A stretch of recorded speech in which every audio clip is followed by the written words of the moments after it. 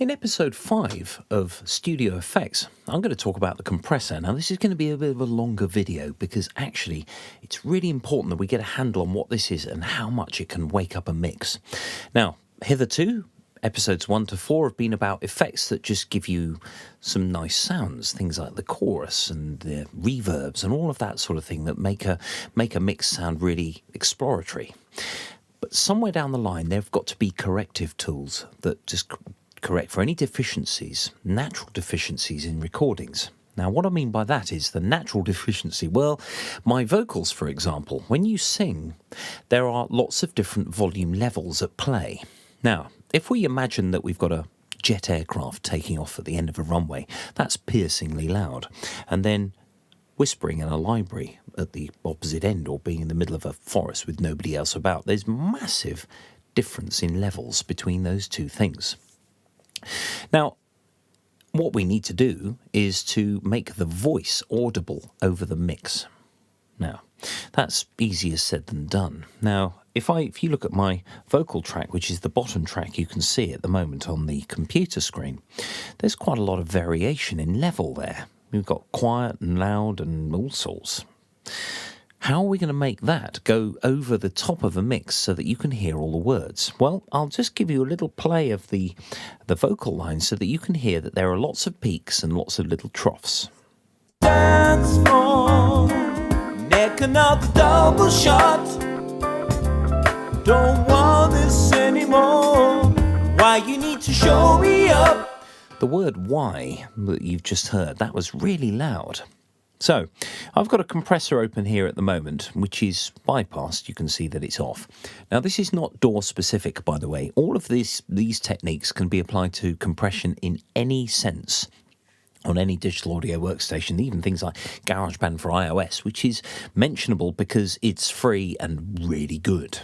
So, Cubase, Ableton, FL Studio, all of the other main sort of plugins, Pro Tools, yeah, of course. They do the same thing. Some are more refined sounding than others. You can download 1001 compressor plugins. So I'm going to switch this on now. Play that same, just that little bit with the word why in it. Want this anymore? Why you need to show me up? Nothing's happening at the moment. Why is that then? Well, I've got some controls here which I'm going to describe. Threshold. Now, what happens is the maximum audio recording level we have in any recording system, digital, is 0.0 dB. Everything below that is expressed as a negative figure. So minus 6 dB, for example, is half the actual audio recording level. Minus 12 is a quarter. Minus 18th is an eighth, etc., all the way down the scale. The decibel scale is something to get used to because actually it is common recording parlance. Now, if I look at my overall recording level, it's quite low. You know, it's probably got a peak of 10 dB or something, minus 10. I'm going to lower the threshold. I actually know where this is, so I'm just going to lower it to find the peak of this recording. Let's try minus 25. Want this anymore? Why you need to show me up? What it's done now is the meter that's showing on the mouse there shows the reduction in decibels that it's having to apply to the loudest signals.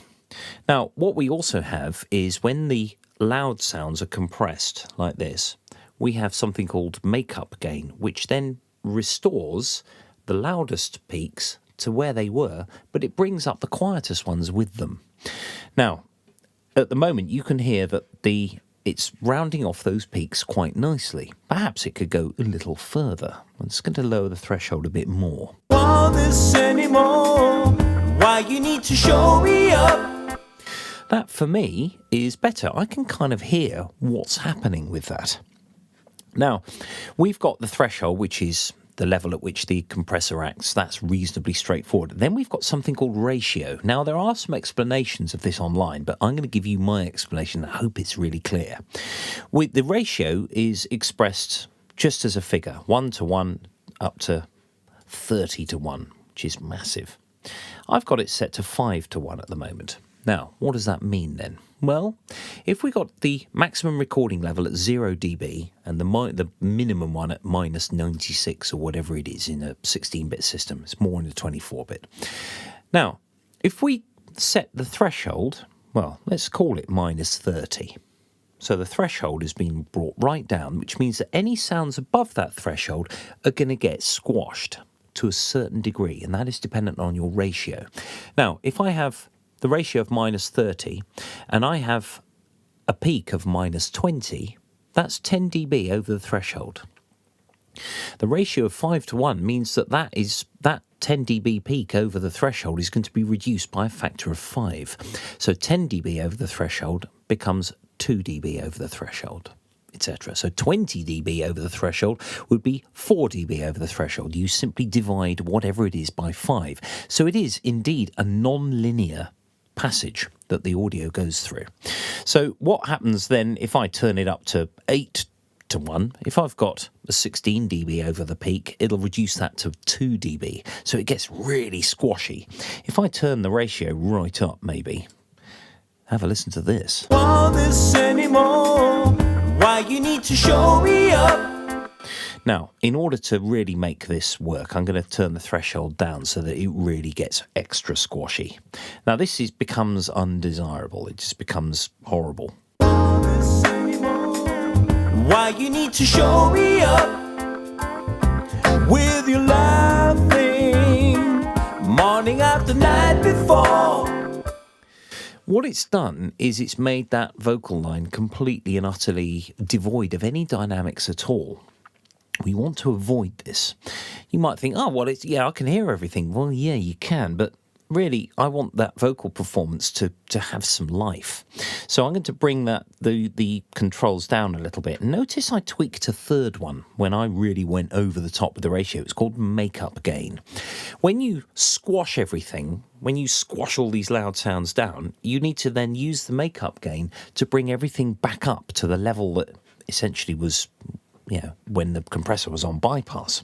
So if I just play that same thing again. Want this anymore? Why you need to show me up? Because I brought the ratio and the threshold down, that makeup gain was really over the top.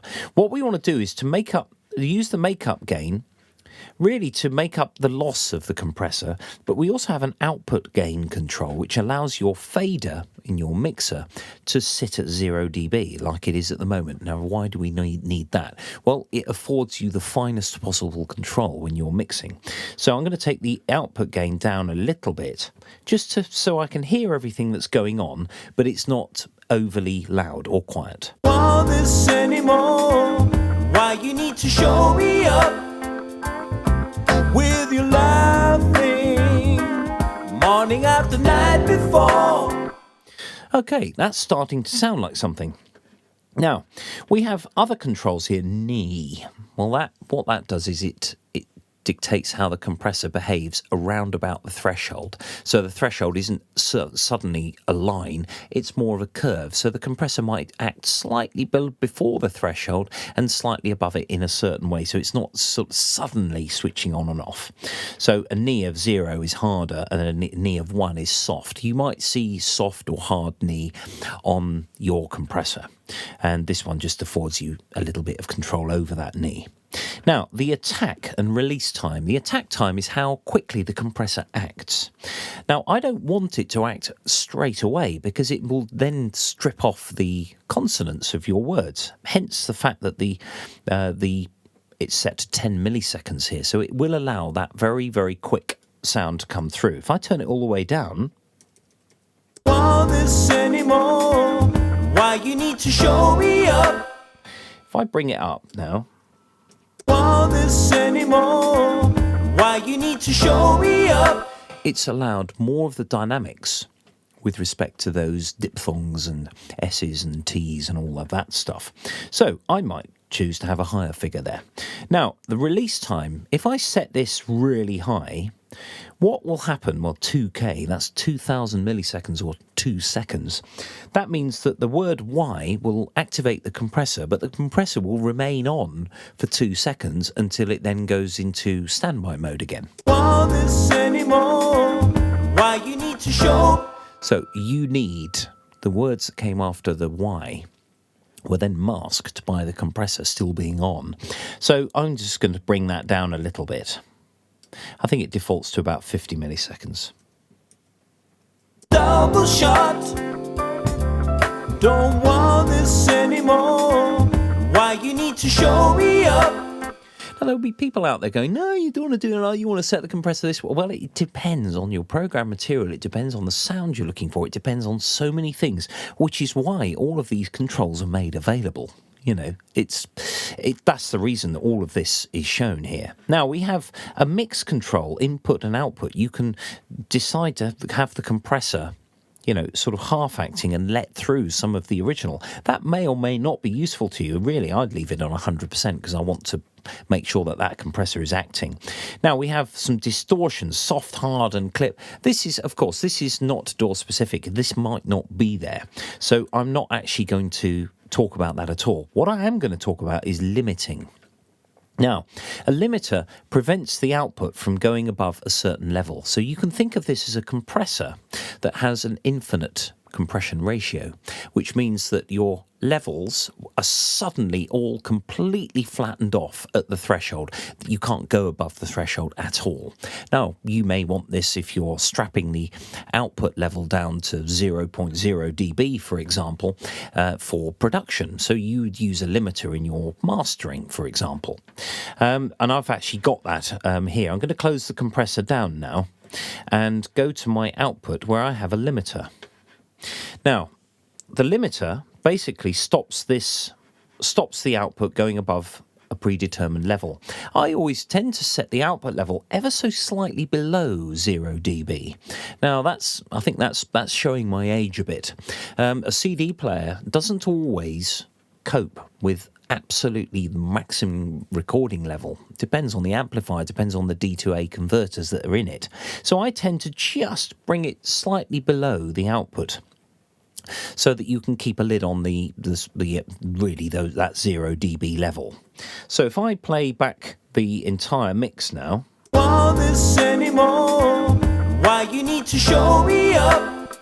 what it's doing is it's reducing tiny little peaks in the overall program material. Now, you don't really want to do this until you've finished recording, because if you're recording something really loud, you can squash the whole thing down if you're not careful. Now, that brings me on to multiband compression. What's this when it's at home? Well, it's a way of making various frequency bands compressible, essentially. Because if you just stick everything through a compressor, most of the energy is in the bass on a recording. As you can see, I've got it switched off here at the moment. If I switch this on, you will see that all sorts of things are happening on this overall compressor. If I just make that window bigger, we have 4 frequency bands, which you can set.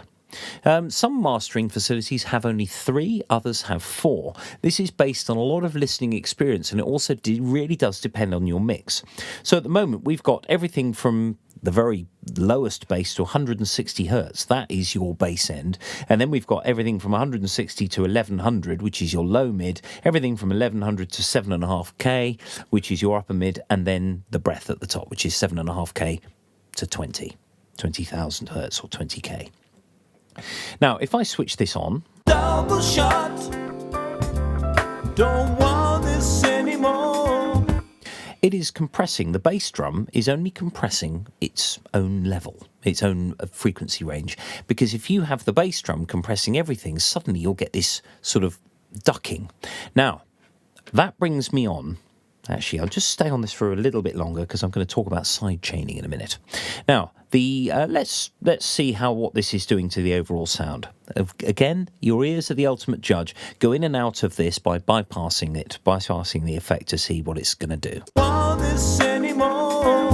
Why you need to show me up? With your laughing, morning after night before. For me, at the moment, there's quite a lot going on in that compressor. It's just a little bit too much. So we have a compression threshold and ratio, like we did on the big machine. As we can see, there's a ratio, for some reason, there's a ratio of 7 on that lower mid, which is why it's squashing it down. If I bring that ratio down, perhaps, and have another listen.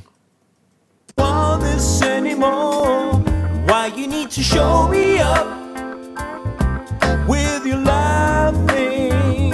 That's less draconian now. I still prefer it without, but it could be that I'm just squashing things a bit too much. Compression ratio of -29 is very low indeed. I'm just going to up the compression threshold of all of these ever so slightly so that we're just not squashing everything too much. So once again, this is bypassed and I'll bring it in. Want this anymore? Why you need to show me up with your laughing. Morning after night before. Don't want this anymore. That is a little more subtle now. Again, you just play with this and it's listening experience. If you put a record on that you like, really you've just got to listen to that, time and time again to work out what's going on with those dynamics. Now, lastly, I'm going to go and have a little look at what happens if you apply something called a sidechain. I've got a compressor open on the master, which I'll just move to the top there. There we go. I've got it switched off at the moment. Now, I've got the sidechain on, which is actually listening to the drum part. So, kick drum and snare drum. Now, if I play this back, every time there's a kick and a snare drum, it's going to reduce the level of everything else. Then you go and show me up on the dance floor. Neck another double shot. Don't want this anymore. Why you need to show me up with your laughing. Morning after night.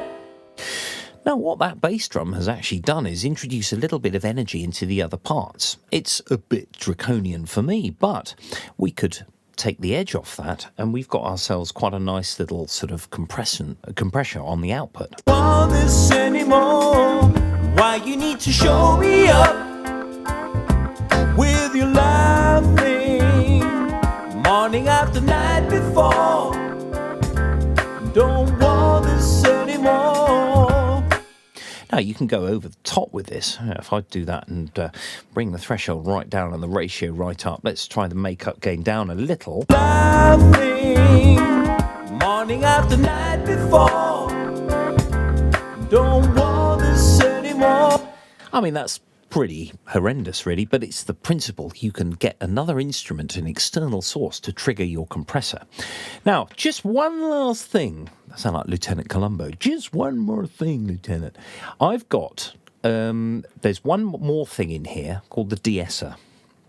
Now, what this does, actually, there's two more things. I've got an expander to cover yet. A De-Esser does exactly what it says on the tin. It takes the S sounds of your vocals away. If you are mastering for vinyl, this is really important for you, because if you let S sounds go through undetected, those sibilant sounds can really trash a mix when you put the record on. Instead of S, you get a sh, because there's just so much treble energy there that the stylus can't even hope to reproduce that. Indeed, the whole recording process of vinyl won't be able to do that at all. So if I just listen to my vocal on its own and just find an S sound. Want this Oh, there we go. Want this anymore. Want this anymore. I'm going to put the De-Esser on. I'm going to open it up and switch it on.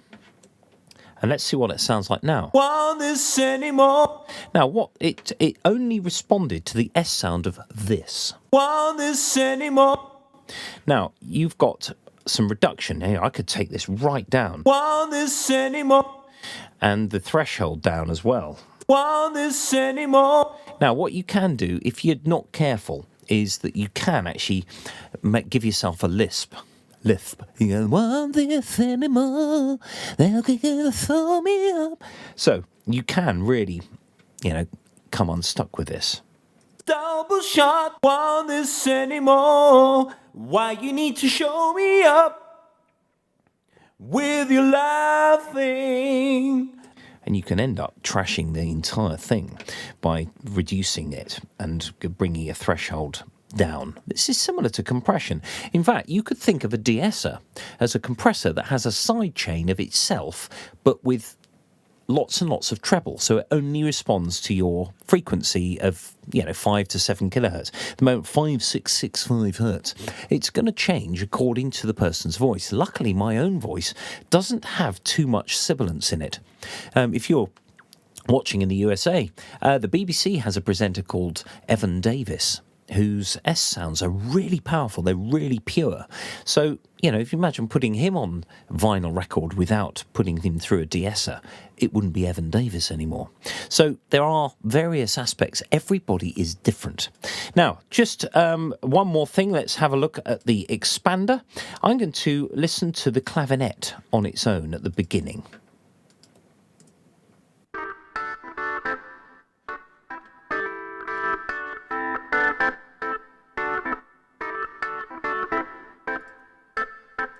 Just going to switch off the compressor on the output as well, because that sidechain is still active even though I've muted the channel.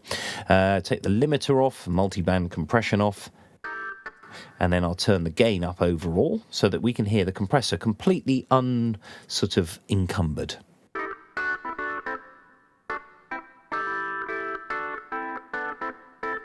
I'd like a bit more dynamic range with that, really.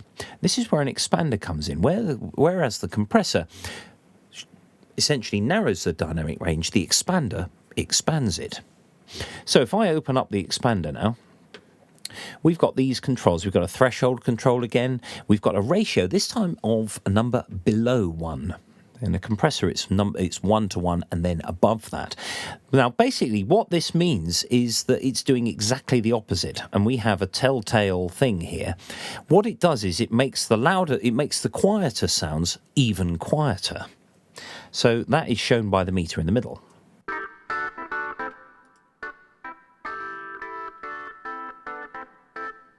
So the quietest sounds of that clavinet, I'm just going to bring the gain up a bit so that that it's overall the same sort of level.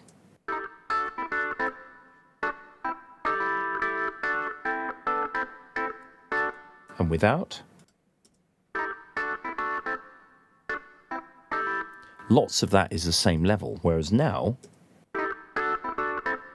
it's expanded that level, and actually I'd want that for a clavinet, really, to give that sort of sense of immediacy and spikiness. So there is your expander, and there, I hope, is a little compendium, of dynamics, whether it be compression, limiting, expansion and de-essing.